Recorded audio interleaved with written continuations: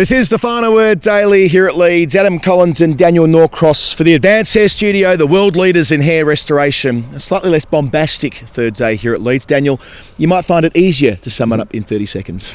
Yes, well, we all arrived hoping to see Jamie Overton become the first player since W.G. Grace for England to score 100 and take a wicket in his first Test match. It didn't turn out that way. He was caught at slip tragically for 97. We then wondered if Johnny Bairstow could make it to 200. That didn't happen either. He was caught slapping a full ball, brilliantly caught by Trent Boult for 162. England had a lead of 31. It was but a slender one, and for the first time in the series, the Kiwis' top order, they fired. Tom Latham, though, got out to the first ball after tea, precipitating a collapse that saw 4 wickets go down for 33 runs and put England right back on top. But the Kiwis finish with a lead of 137 with 5 wickets down. Mitchell and Blundell still at the crease. Who knows what damage they can do tomorrow? It still looks to me to have another twist in it. Very good, Daniel. So yes, at the close of play, the Black Caps are 168 for 5. They've been out there for just on 52 overs. The collapse was 4 for 36. The lead's 137. As you say, Mitchell and Blundell are still there, and therefore there is hope. But yeah, it was after tea, wasn't it, when the action really happened. First ball after the interval, that's where Tom Latham gets out for 76. At that stage, they are going beautifully. I think they were 122 for 1 or something like that. WinViz had them up at 51%, and I thought that was fair. Our colleagues on SEN Test Cricket were a bit less bullish than us, the Kiwis, that being Craig McMillan and Jeremy Coney, like, nah, they're going to have to bat for another day to be safe here, given the way that England have chased. But I think that might be to do with their bruising from Trent Bridge and Lords in the last couple of weeks. But objectively, it felt like with Latham hitting the ball beautifully, especially through mid-wicket, they could be on. Williamson down the other end, finally finding a little bit of touch, but then 4 wickets, 1 straight after tea. That was Latham caught behind from Overton, first ball. Then the rain delay, Conway out first ball after that. And by the time it was all said and done, 5 wickets down. They're in a little bit of trouble tomorrow morning. Yeah, well, I think you're seeing 2 very contrasting bowling attacks, actually. When England don't have James Anderson, they feel more like a team that's a middle overs attack in a way, especially with Leach being so important here. Yep. Potts bowling brilliantly. Overton, not really a new ball bowler. He got the ball to do a little bit, it has to be said, when it got a little bit older. And Broad, actually, is a guy who can excel in the middle overs. Whereas with New Zealand, you've got 2 top quality swing bowlers. Yeah. The problem they have is that after they bowled those first spells, they've selected a side without Ajaz Patel, so they're very thin on bowling. You look at that first innings, they're only 67 overs bowled, but 45 of them were by Southey and Boult. So they have got some miles in their legs, even though England didn't keep them out in the field for any length of time. And that's a great point about Boult and Southey. I mean, they didn't have the extra rotation. Bracewell bowled 7 overs, conceding about 54 runs or something like that. We reflected upon that last night. And you look at the surface. Leach was getting it to turn this evening. There are footmarks everywhere. There's puffs of dust and all the rest of it. They're going to look back on that and regret being conservative at the selection table, I'm certain. Totally, because what Patel could have given them is somebody who could bowl long spells. You know, Leach bowled like a 20-over spell on the first day or something like that. So they don't have that. And Wagner can't be expected in his first outing to be able to just wang it in, which means they've got to go back to Southey and Boult a little bit too often, and when the ball isn't as responsive for them, when they don't have quite the same potency. And this, I think, is the difference between the two sides. But it does mean that a lead of 250, 300, but I think what they would love to have is a lead large enough that would give them 2 new balls. Yeah. Because the first new ball, they can do so much damage with. Boult bowled such a spell yesterday, and there's no reason to believe he can't reproduce that. Southey bowled a beauty to get rid of Root. So if they can get the top order, they can hang in. They can then hang in, bowl a bit dry. Wagner can bowl a bit dry, and then they might have the use of a second new ball. So what's crucial for them is that Mitchell, Blundell, Bracewell, those 3, hang around for long enough and score runs into the bargain, and that big hitting tail wags, and it does do. I mean, we've seen England really struggle to get the tail out. Southey, Boult, Wagner can all hit a long ball. If they can get 60, 70 runs between them, and that's pretty much playing to their average actually, then they can have a lead of 350, 380, and England can't keep on going at 5 plus and over. 5.37 and over through the innings. Yeah, Charlie picked up that it was the fourth quickest innings of 300 or over in the history of Test cricket. I mean, that's kind of daft. We've been talking about extraordinary things that have happened in this series. And that was after a relatively sedate start this morning. I think there were 7 runs from the first 5 overs or something like that. I mean, Overton was inching towards that 100. We didn't see any of the flair we saw the previous afternoon, and Bairstow was trying to reset too. A couple of nice shots, a couple of square drives, but nowhere near the productivity that he had. Well, it was Broad, wasn't it? Who actually, it was Broad who lifted the run rate. I mean, they hit 50 runs in 7 overs when Broad got into the middle or something like that. And Broad, he came off today. He made 42 in 36 balls, 2 big sixes, most of them down the ground. And yeah, even that, we spend a lot of time discussing the influence of Brendan McCullum, but he keeps elevating Broad and wanting to elevate Broad and reinforce that he hasn't lost the ability to hit the ball. He might have lost some confidence and some belief, and he might have started to believe himself that he'd become a number 11, but it doesn't mean that he's lost the capacity to be productive. Isn't that interesting? Because that seems to be, if you're trying to work out what the Baz McCullum philosophy is, it's really about focusing on the player's strengths. You know, you look at what's happened to Bairstow here, and you almost feel like the conversation's been something like, Johnny, have you noticed how absolutely destructive you are as a one-day batter, one of the best in the world? Well, why don't you be absolutely destructive against a red ball? Same thing, just look at it and whack it. And similarly with Broad, but you're right, McCullum kept saying, I was thinking of putting in Broad at number 7 and now letting him have a dart. Was that at Lord's? Yeah, Lord's, he suggested that? Now, when Broad hears that, he might be thinking, yeah, maybe my batting does have some value. He believes in me. He believes in me. And sure enough, today, I mean, he didn't superbly get into line necessarily. He was still kind of clearing the front leg, but there was a crispness about what he did. There was less timorousness in the way he went about it. And it was a quality 42, actually. And before all that, it was the end of a 241-run partnership between Bairstow and Overton. As you mentioned in the intro, missed out on the chance to be the second Englishman to make a ton and take a wicket on Test debut. There's about 14 ever, but only W.G. Grace back in 1880. That's a real final word. Well, nerd pledgy one for you. He is only the second person in English cricket history to score over 80. Right. And take a wicket on debut. That's courtesy of Andy Zaltzman, by the way. He spent all last night in his hotel room totting it up on a spreadsheet. That's right. So, I mean, look, it's still basically the same fact. It's just that we take hundreds more seriously than we take 97s. No, that we do. When he fell, he was crestfallen walking off the ground. I was Johnny standing Bairstow up there on the balcony where I take my photos from, across to where the England team were. To say they were elated is an understatement. They were trying to reinforce to Overton that he had put in a power of work from, remember where they were, 55 for 6 when he walked in the 12th over yesterday. He's ensured with that and with his little blast after tea that he'll never be far away from England calculations when fully fit. So straight after tea, he finds the edge of Latham with a foolish delivery. Next ball, a fearsome bouncer that Conway ducks into at real pace, hits him in the lid. That's why he was picked. He's a wicket taker, one. And he's scary on song, and he's tall and brutal too. So, I mean, we saw a bit of an encapsulation today and yesterday of why they wanted to fast track his progress. Interestingly, he was quicker coming up the hill, and part of the reason for that is there's a couple of reasons actually. The slope here isn't as pronounced as it was, so you're not quite sort of like trudging up the hill because they flattened it a little bit when they made the new stand.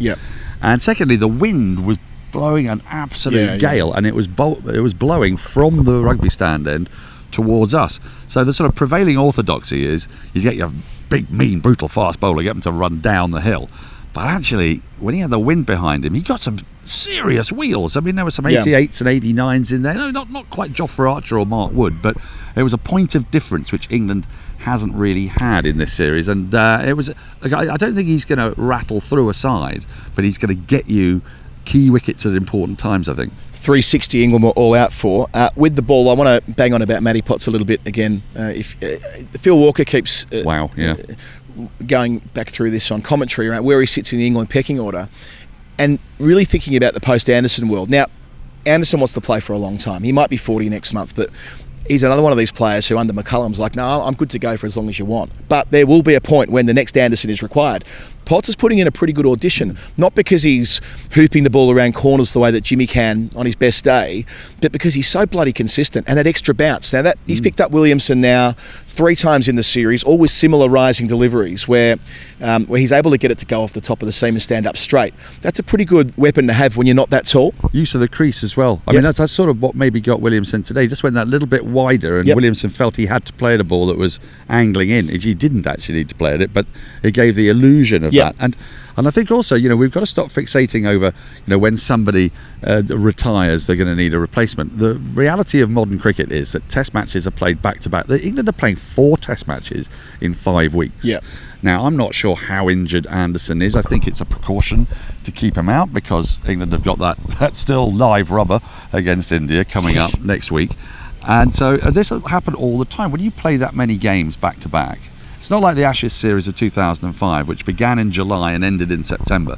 There's a whole series just going back to back. Bowlers can't withstand that level of impact. So there will always be the requirement to have 5 or 6 fit fast bowlers. It's not about rotating. It's about simply, someone's a bit knackered. Someone's not actually going to be bowling at 100%, And we haven't touched on the snaffle from Ollie Pope yet at forward short leg. Yeah. Said on commentary, they practice that. We watch their training. We're in a privileged position in our jobs to watch a lot of training day before a test match, a couple of days out, and you kind of pick up on what's going on. Someone like Ollie Pope, who's a bloody hard worker, is under the lid hour after hour on the hope that maybe once a series there'll be a half chance or a quarter chance that he can drag in. First ball after that rain delay, Devon Conway, prodded forward, didn't lunge forward, but it was coming at a decent rate, and he had to get low into his left, just off the grass. That's the stuff you dream of as a short leg. Well, yeah, especially because it was the first ball after resumption. Yeah, everybody's a little bit, not sleepy, but, you're just trying to get yourself back into it. Yeah. And everybody knew that Root was going to bowl 3 more balls, because Root was halfway through and over when the rain came. He was going to bowl 3 more balls, then he was going to be whipped out the attack, and Potts was going to come back on. Yep. So there's a sort of temptation to go, right, let's get through these 3 balls. But the sharpness of mind and the agility to take that catch, and what a key moment it was, because that was a moment when the door was sort of opened again and England started to believe, because they got rid of Latham. It had been claggy stuff to get the second wicket, then they got the third wicket, and we go, oh, hang on, Henry Nicholls is not in great form, he's coming out of the bat. Quick as a flash, Potts has got rid of Williamson, they're 4 down, and suddenly Mitchell is in. Mitchell, by the way, at the time he batted, he only scored 5 runs, but every single ball hit the middle of his bat, didn't it? I mean, and he's a really interesting case in point, I've got to say, because we spent a lot of time on commentary especially talking about the technical deficiencies of England's top order against the moving ball. Oh yeah, they stand on off stump, and so they can't access the ball when it comes around middle and off, and they're always playing across it, and so the bat isn't straight. Well, Mitchell stands on off stump, and beyond, he shuffles across, and beyond. But what he manages to do is to play in front of the pad and keep the bat straight. The bat is as straight as it can get. The number of on drives that are basically defensive shots that end up at mid-on or mid-off, for that matter, or if it's just a little bit wider, extra cover, they're all coming out the middle of this bat. I've been watching him now for about 950 balls in this series, which is about 3 times more than anybody other than Blundell. Well, he's on the cusp of outscoring all 5 of the top 5 New Zealand players on his own. I think he's about 20 runs away or something like that cumulatively across the series. They've been dismissed between themselves 24 times or something, and he's been out 5 or so. It just reinforces. He was not out in one innings as well. No, true enough. That's right. 4 times out. Yeah. And it's amazing. It's just amazing watching how head and shoulders above everybody else he is at the moment. And you've got to keep on pinching yourself and remind yourself he wouldn't have been playing if Henry Nicholls had been fit. Yep. I'm not even sure he'd have been shoehorned into the team for the second test. I'd probably chosen the same side. He might have made it into this test because they went for a rather conservative selection without having the spinner. But we might barely have seen Mitchell, and instead we've not just seen him, we've understood everything about him. I think I know his character inside out by now. I know his mother's maiden name. I know what he wants for breakfast. I know what he likes watching on TV. I know that he's not too fussed with the snafu around the Stranger Things and the running up that hill, and I've worked him out completely because I've spent what feels like about 5 weeks in his company. Yeah, and sure enough, we'll rest on whether he and Blundell can put together yet another big partnership tomorrow when they return. As you say, Bracewell's in next. They extended the batting order for this eventuality, I suppose. But yeah, they need those 3 to fire, or they'll be in strife in the 4th innings. All right, Daniel, time for the Final Word Hall of Fame. The Final Word Hall of Fame, where we pick the most final word moment of the day. All, of course, for the Advanced Hair Studio, the world leaders in hair restoration. 15% off, advancedhairstudio.com/final word. Punch it in the browser. 15% off their treatment. 1 million people, more than 1 million people have been through the service. 100% guaranteed for it to work. And people like you can deal with it, as we went through last night. Many others, including Jack Leach, my first nomination today. Jack Leach walks out to bat. The last time he faced a ball here at Leeds, it was a tuck around the corner for 1 off Patrick Cummins to make the scores level in that extraordinary test match, 17 balls faced. His first 2 balls today, 2 boundaries. 1 little dab behind short third, and then thrashed one down the ground in extravagant fashion. So Jack Leach 8 off 2, a man who we can hopefully badger into being part of the Advanced Test Studio family as well. I'm sure at some point we can collar him through the summer, Daniel. I think he would be absolutely perfect for it. I'm trying to imagine Jack Leach with a full head of hair. I think it might turn him into some kind of like Superman. Sorry, I'm just You're getting nude there. Shirt. Well, because this is the That's T-shirt. the single. The T-shirt of Jack Leach's single at Headingley. 1 off a million balls. You're one of those people that buys those kind of T-shirts, aren't you? Yeah, well, I like it. It actually looks like someone's having a little fag there. A darry. But I was kind of thinking, after 2 balls, he had a strike rate of 400. And if he had a full head of hair, I could see him having a long and illustrious career at the top of the order and probably end up in the skybox. Because you need hair. Well, what did Billy Birmingham say? If you ain't got the locks, you ain't on the box. Well, he's not wrong. It's the case for you. It certainly is. It's definitely the case for me. Radio.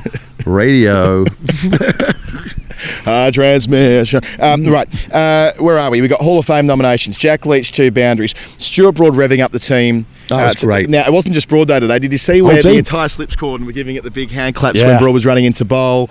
Ben Stokes, Johnny Bairstow, who was wicket keeping in the absence of folks today, who's got Shaggers back, running over to the Western Terrace. I mean, he's Yorkshire's favourite son, Bairstow, so he was the perfect person for that job. I enjoyed all of that. Him with Overton as well. When Overton got out, it was actually quite touching. But he ran after him, didn't he? And he put a big arm around his shoulder and he just kept on banging him on the back. You know, said, mate, you've done a fantastic job. No. I thought that was really this will supportive. mean nothing to you, but it will some of our listeners. It reminded me of Dermot Brereton with Ashley McIntosh in the 91 grand final, arm around him saying, you'll be back next year, mate. You'll win premierships. You'll be back. And sure enough, they did win the flag next year, the West Coast Eagles. What else have we got today? We've got Tom Blundell, Be Still My Beating Heart. Oh, yes. The last couple of balls today, backing away, knowing the rain was coming, the light was rubbish. All he needed to do was get to the end of the over, but he didn't even let Potts complete the over. No. Kept backing away. The crowd were going wild. He didn't care. He did not care. And nor did Mitchell, by the way, through that whole extravagant process I already referenced before with Broad and the team. Mitchell twice backed away to Broad and said, you know what, I'm going to wait till I'm ready to face you. That was superb because it was Mitchell's first ball, wasn't it? Yes, it was, yeah. And that was exactly what he did. And strictly speaking, it's not up to the batsman to decide, or batter to decide, is it? But I loved it all the more for it. It was just brilliant. It was great cricketing intelligence. Great cricketing intelligence it was. And it was just brilliant. Are we going to get in trouble for that? Nah. No. The Western Terrace was going absolutely mad for it out here. They were in real song. It's a Saturday. We had all that kind of stuff. And they were just cool as cucumbers. What was marvellous was there was a little bit of rain in the air. So Blundell knew. It wasn't like that. He knew this was one more ball. And he thought, I got that. I just won't even face that ball. It's just... It was a great way to finish the day, and it's a great place for us to finish the podcast. Yes. A reminder, advancedteststudio.com/final word. They've got a page on their website, perhaps the most famous cricket client, partner, sponsor, whatever, in the last 30 years. We have a final word page on the website. Check it out, advancedteststudio.com/final word, 15% discount. And if you really like what we do, patreon.com/the final word. Get involved with our nerd pledges and all the rest. Daniel, thank you. I'm not here for the next 2 days. I'm off to Gaul on Monday, so I need to get back to London. You'll have Geoff down the line with you tomorrow, and I'll be back on the Final Word Daily on Wednesday at the close of play. I can't believe we're about to start another test series, but can't stop, won't stop. This is the Final Word. Adam Collins, Daniel Norcross. Till then, night. Goodbye.